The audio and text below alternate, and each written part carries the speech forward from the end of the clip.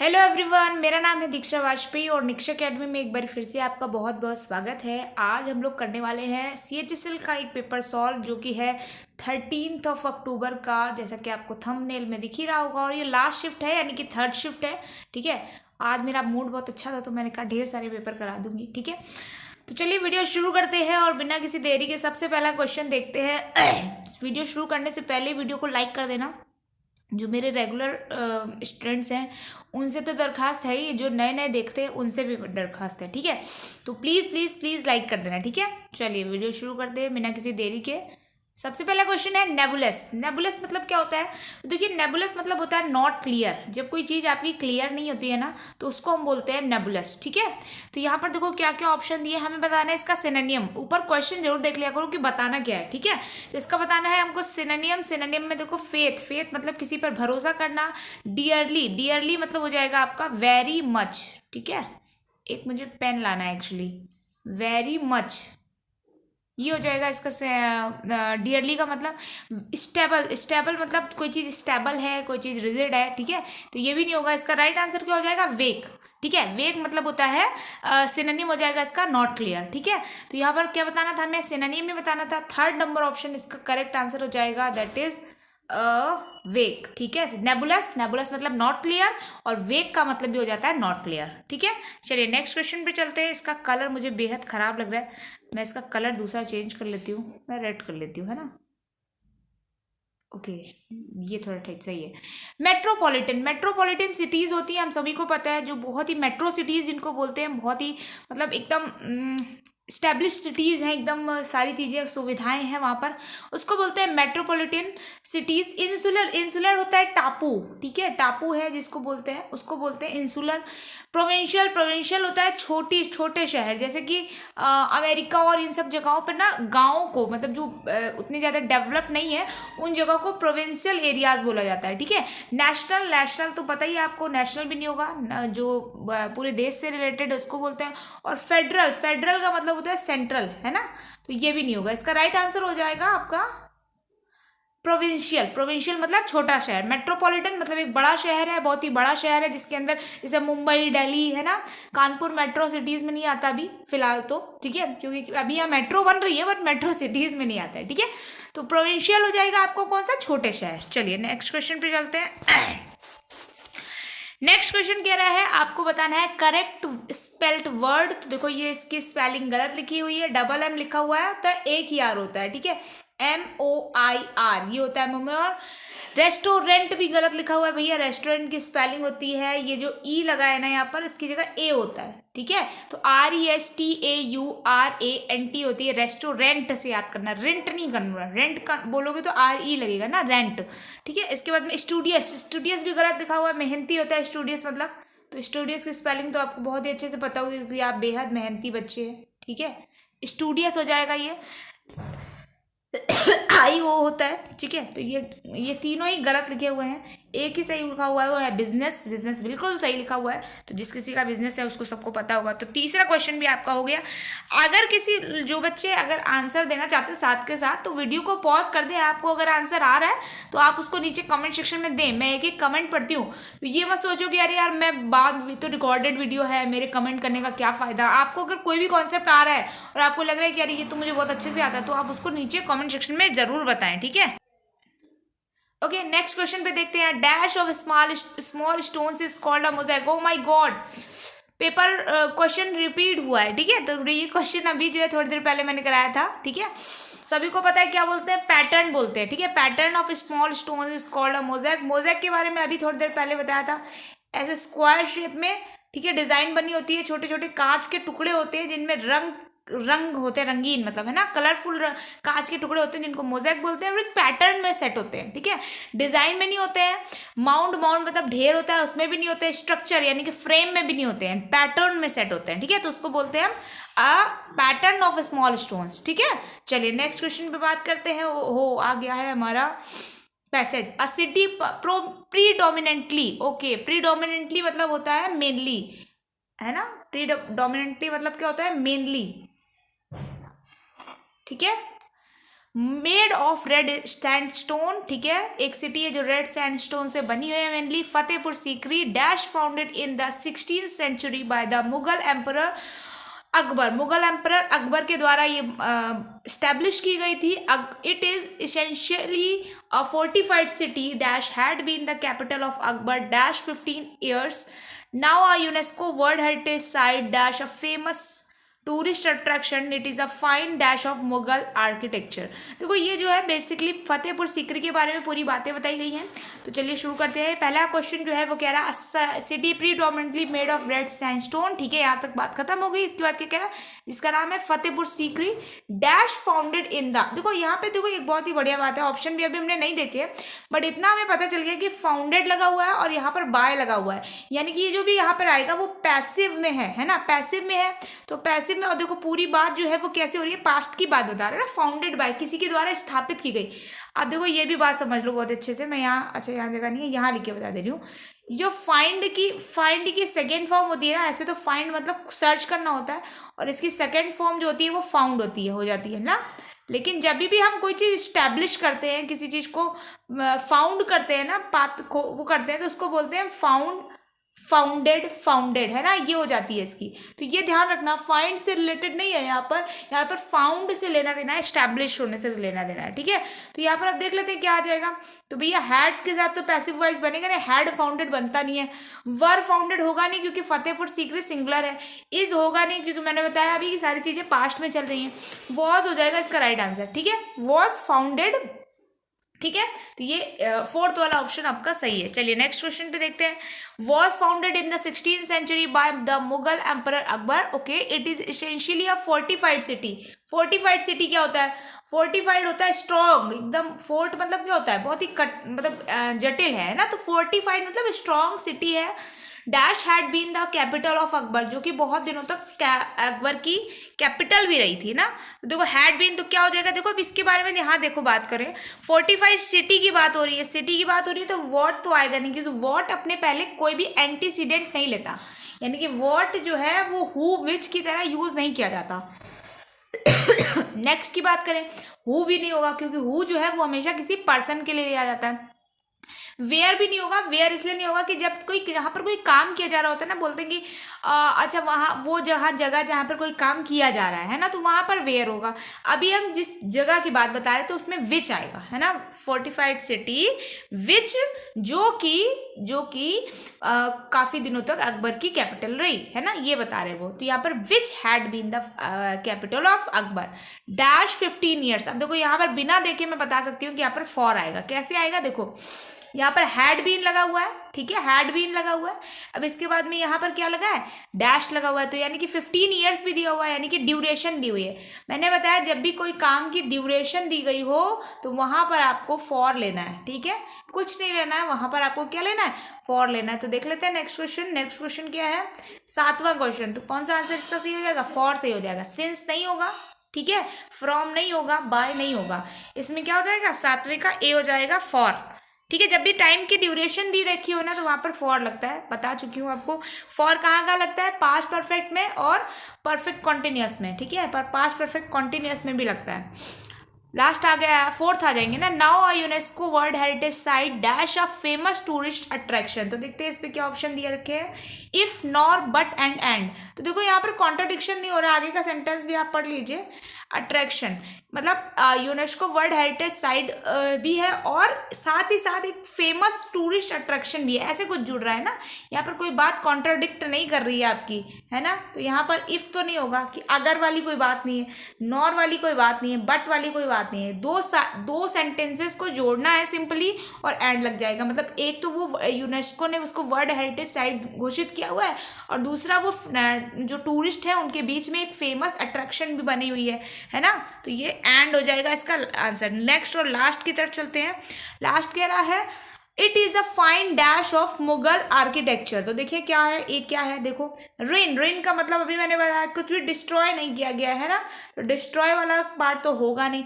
Organisation भी नहीं है, ये बहुत ही बढ़िया ऑर्गेनाइजेशन, ऑर्गेनाइजेशन तो किसी ग्रुप वगैरह ऑफिस वगैरह के टाइप की चीज़ों के लिए यूज़ होता है ना। इंफ्रास्ट्रक्चर, कोई चीज़ जब बनाई जा रही है तो उसकी इंफ्रास्ट्रक्चर की बात नहीं हो रही है यहाँ पर, तो मुगल आर्किटेक्चर की बात कर रहा है ना, कि वो कह रहा है कि ये बहुत ही बढ़िया एग्जाम्पल है एक तरीके से, है ना, ये बहुत ही बढ़िया एग्जाम्पल है मुगल आर्किटेक्चर का।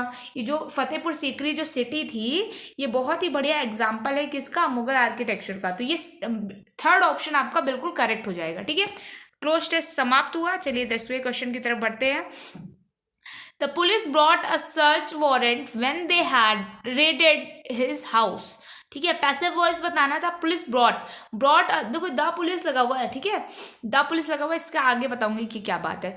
हैड तो होगा नहीं यहाँ पर, ठीक है, वॉज वर वाला ही आएगा, तो हैड वाला ये वाला होगा नहीं, और ये हैड बीन वाला भी नहीं होगा।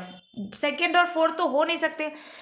अब देखिए, a search warrant has brought when they raided his house by the police होगा, या a search warrant was brought by the police when they raided his house. तो यहाँ पर एक बहुत बढ़िया बात है, हमेशा लोग पूछते हैं कि बाय द पुलिस या बाय द कोई चीज़ आई है तो उसको कहाँ प्लेस करना चाहिए, तो भैया प्लेस करने वाली बात नहीं, अगर इसीलिए एक जगह बोलती हूँ कि अंडरस्टैंडिंग इंग्लिश को पढ़ने के वक्त बहुत ही अच्छी होनी चाहिए, क्योंकि अंडरस्टैंडिंग अगर अच्छी है तो रूल्स वूल्स गए तेल लेने, रूल्स का कोई लेना देना नहीं है।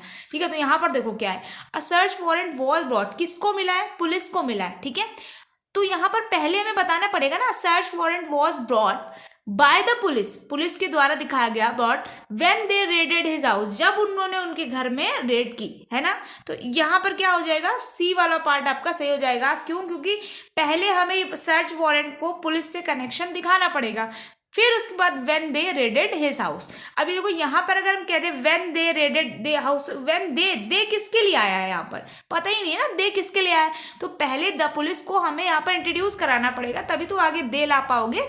तो इस तरह से अंडरस्टैंडिंग अच्छी होनी चाहिए, तो आप सारे रूल्स कहते हैं लेने, आप सिंपल अंडरस्टैंडिंग पे बेस्ड रहो मेरे हिसाब से। ठीक है, to have a gut feeling, gut feeling होता है आपकी इंट्यूशन, अगर बहुत ही अच्छी आपको बोल रहे हैं मुझे लग रहा है कि अभी कुछ मेरे साथ बुरा होने वाला है ना, तो ये मुझे लग रहा है, ये मेरी गट फीलिंग है, मेरे अंदर की अंतरात्मा बोल रही है, अंतर ज्ञान। ठीक है, तो इस टाइप से बोल सकते हैं आप। तो टू फील एन इंस्टिंक्ट और इंट्यूशन, मतलब मुझे ऐसा अंदर से फील हो रहा है, आभास हो रहा है, तो इसको बोलते हैं गट फीलिंग। ठीक है, चलिए नेक्स्ट क्वेश्चन पे आते हैं। नेक्स्ट कह रहा है ग्रामेटिकल एरर बतानी है। Most of voters in Taiwan seem to have once again voted for the Democratic Party and president, ये जो भी नाम लिखा है बढ़िया सा, ठीक है, आप पढ़ लीजिएगा। ठीक है, तो मोस्ट ऑफ द वोटर्स होगा। ठीक है, मोस्ट ऑफ के साथ द लेता है ना, मोस्ट ऑफ द वोटर्स बस कुछ करना ही नहीं था, सिंपल है था, most of the voters. Most of जो है जब भी लगाओगे आप, सुपरलेटिव डिग्री जब भी लगाओगे तो उसके साथ जो भी चीज़ आएगी, जो भी सब्जेक्ट बनाओगे, जो भी चीज़ लाओगे, उसके साथ द लाना पड़ेगा। ठीक है, सुपरलेटिव डिग्री के साथ आपको लाना ही पड़ेगा, तो most of the voters. Next question पे चलते हैं। Lasting for a very short time, कोई चीज़ बहुत छोटे टाइम के लिए हो तो उसको क्या बोलते हैं, एफिमेरल, है ना, क्षणिक, क्षणिक भी बोलते हैं इसको। ठीक है, तो एफिमेरल बोलते हैं। एंडलेस, जिसका कभी अंत ही नहीं है। ठीक है, इनफाइनाइट, लिमिटलेस और इल्यूजरी, इल्यूजन से रिलेटेड है ये। ठीक है, मतलब भ्रम पैदा करने वाली चीज, इल्यूजरी। नेक्स्ट क्वेश्चन पे चलते हैं। नेक्स्ट क्वेश्चन कह रहा है यहाँ पर क्या बताना है भैया आपको, ओह जम्बल्ड है, पैरा जम्बल्ड। दे से पैसे शुरू नहीं हो सकता, दे से नहीं हो सकता, दे से नहीं हो सकता, एक ही ऑप्शन से शुरू होना है, बी से। देख लो क्या बी वाला है, ओ माई गॉड मिल गया, बढ़िया, बी ऑप्शन सही है। कुछ देखो ही नहीं क्या है, कुछ देखना ही नहीं है कि क्या कह रहा है, पैसेज क्या कह रहा है, भाड़ में क्या, मुझे कोई लेना देना नहीं है, मेरा आंसर सही मिल रहा है, मुझे आगे बढ़ना है। इसी तरह से टाइम बचाओ। ठीक है, समझाने को बोलो तो मैं समझा दे रही हूँ, कैसे एक बार बना के देख लो। The family was very poor, एक फैमिली है जो बहुत ही पुअर है, एंड वॉज, देखो इस आवाज़ को आप लोग प्लीज़ थोड़ा सा वो करना, इग्नोर मारना। ये मेरे छोटे से पपी की आवाज़ है जो बार बार चिल्लाता है, चीखता है जब मैं उसके आसपास नहीं होती हूँ। ठीक है, तो प्लीज़ इस आवाज़ को आप लोग इग्नोर मारना। ठीक है, the family was very poor and was always hungry because there was a war on. ठीक है, अब इसके बाद में यहाँ से आगे से बना लेंगे आप कि क्या कह रहा है, BDAC। D, their country had been invaded by a foreign army, foreign army के द्वारा उनके कंट्री में घुसपैठ की गई थी। इसके बाद में they grew cabbages and carrot in their backyard, इसलिए उन्होंने अपने पीछे वाली जगह पे बैकयार्ड में उन्होंने कैबेजेस यानी कि कैबेज बंद गोभी और कैरेट्स यानी कि गाजर उगाना शुरू कर दिया। They also had a chicken which provided the family with eggs but still they were hungry sorry, वो चिकन भी जो है रखने लगे, which provided the family with eggs, जिससे उनको एग्स वगैरह मिलने लगे, लेकिन फिर भी वो लोग भूखे रह जाते थे। ठीक है, बिल्कुल सही कंपैरिजन बन रहा है, आगे पढ़ने की जरूरत नहीं है, पेपर में इसी तरह पेपर देना है। आई सॉ सिड अहो, क्या बढ़िया, आपको ये पेपर बहुत ही आसान पेपर दिख रहा है मुझको। देखो एक सीड मैंने लिया, ए से शुरुआत होगी, अब ए से 2 क्वेश्चन शुरू है, ए बी होगा या ए सी होगा। तो देखो पहले एक सीड लोगे, एक बीज लोगे, फिर वो फूटेगा, स्प्राउट मतलब फूटना, बीज का अंकुरित होना स्प्राउट बोलते हैं ना। अंकुरित बीज भी खाते हैं बहुत सारे लोग, स्प्राउट्स खाते हैं, तो उसको क्या बोलते हैं, अंकुरित बीज खा रहे हैं, यानी कि बीज जो है वो फूट गया है। इसके बाद वो सैपलिंग यानी कि नन्हा पौधा बनेगा, है ना, इसके बाद वो नन्हा पौधा बनेगा और फिर उसके बाद वो एक प्लांट बन जाएगा, बड़ा प्लांट। तो क्या हो जाएगा, ACBD, ऑप्शन नंबर 4 सही है इसका आंसर। सैपलिंग मतलब नन्हा पौधा होता है। ठीक है, चलो आगे बढ़ते हैं।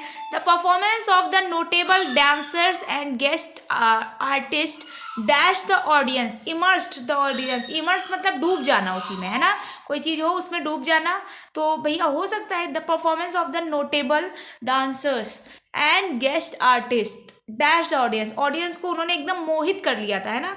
तो यहाँ पर देखो ऑक्यूपाइड नहीं होगा, जगह नहीं घेरी थी, एब्जॉर्ब भी नहीं होगा, इमर्स्ड भी नहीं होगा, यहाँ पर एंथ्रेल्ड होगा। एंथ्रेल्ड का मतलब होता है जब आप किसी चीज़ में इतना ज़्यादा मोहित हो जाए ना, किसी परफॉर्मेंस को देख करके, किसी चीज़ को देख करके आप बिल्कुल मोहित हो गए, उसको बोलते हैं एंथ्रेल्ड। ठीक है, एंथ्रेल्ड द ऑडियंस, ऑडियंस को एकदम मोहित कर लिया था, उनकी परफॉर्मेंस इतनी बढ़िया थी। तो यहाँ पर बी ऑप्शन हो जाएगा सही आंसर। ठीक है, चलिए आगे बढ़ते हैं।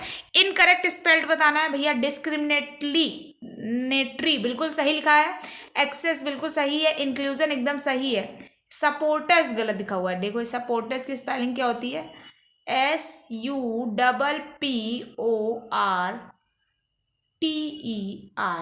यहाँ ओ लिखा है ना, ये ओ गड़बड़ है। ठीक है, ERS होता है। ठीक है, एक्सेस अधिकता होती है। ठीक है, चलो डिस्क्रिमिनेटरी मतलब भेदभाव, डिस्क्रिमिनेशन से बना है, डिस्क्रिमिनेशन मतलब भेदभाव। Since it falls on the floor her dog a black Labrador, अच्छा ब्लैक लैब्राडोर अच्छा था dog, Gulp the biscuit down. यहाँ पर क्या बताना है हमें, नो इम्प्रूवमेंट बताना है। इम्प्रूवमेंट कहाँ पर है, इम्प्रूवमेंट यहाँ पर बताना भैया, यहाँ सिंस इट फॉल्स।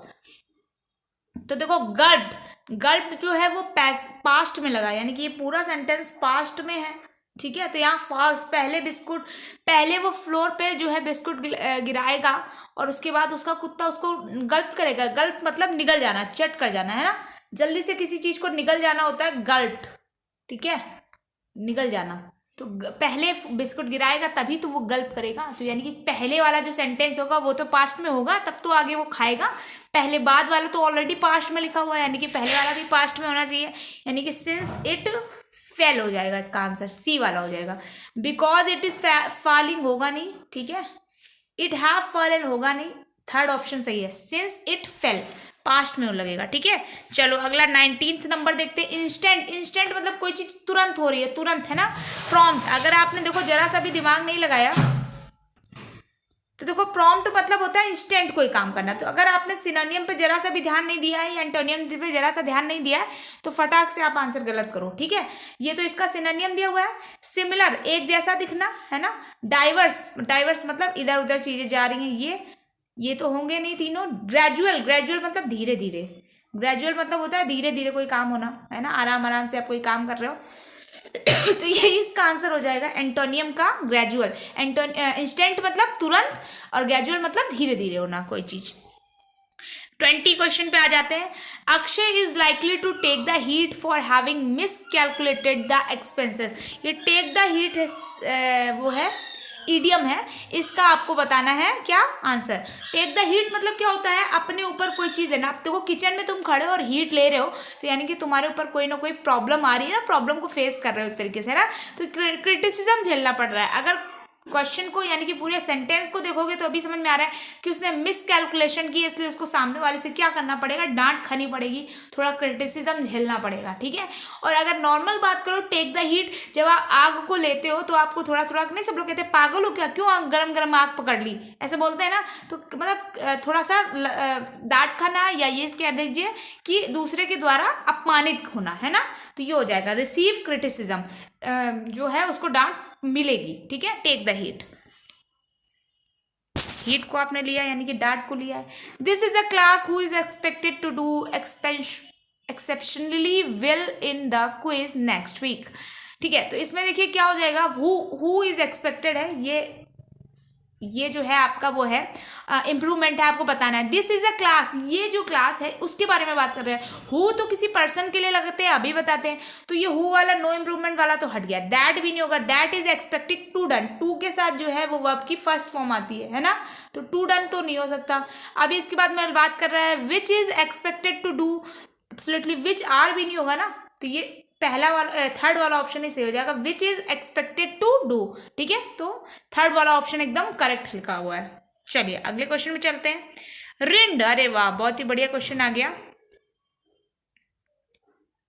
रिंड का मतलब होता है जैसे कोई फ्रूट की आउट लेयर होती है ना, उसको बोलते हैं हम रिंड, ठीक है। जैसे ऑरेंज की आउट लेयर होती है ना, इसको पील करना पड़ता है हमें, है ना, तो उसको बोलते हैं हम आउट लेयर, ठीक है। तो इसका सिनोनिम बताना है आपको। शेड, शेड तो मतलब छाया होती है, नहीं होगा।